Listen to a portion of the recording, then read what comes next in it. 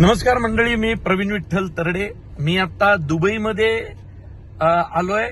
इथल्या छत्रपती मराठा साम्राज्य या मराठी तरुणांनी, मराठी तरुण उद्योजकांनी केलेल्या ग्रुपच्या वतीनं दुबईमध्ये आज मोठा शिवराज्याभिषेक सोहळा पार पडतोय. त्याच्यासाठी हे आमचे मित्रवर्य अमोल आणि आम्ही सगळे आलोय. अमोलनी खरं तर हे सगळा फाउंडर मेंबर आहे तो छत्रपती मराठा साम्राज्याचा.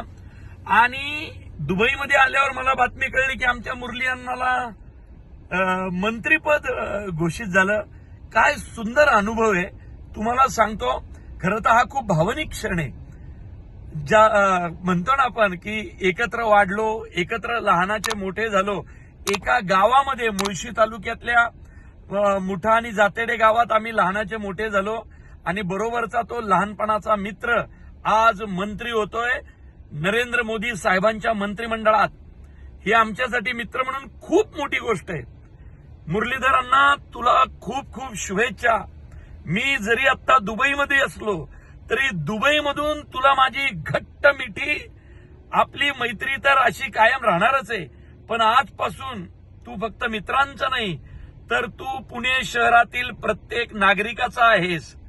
तुला जे कुठलं खातं मिळेल ते खातं खूप प्रामाणिकपणे तू पार पाडशील, कारण तुझ्यातला सुसंस्कृत, सुशिक्षितपणा हाच पुण्याचं एक खरी ओळख आहे.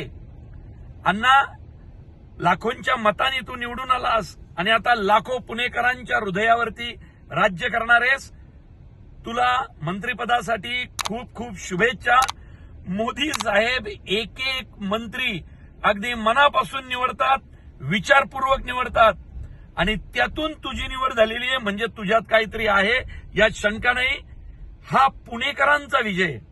ज्या ज्या मराठी माणसांनी, ज्या ज्या पुणेकरांनी तुला मत दिलं त्या सगळ्यांचा हा विजय आहे.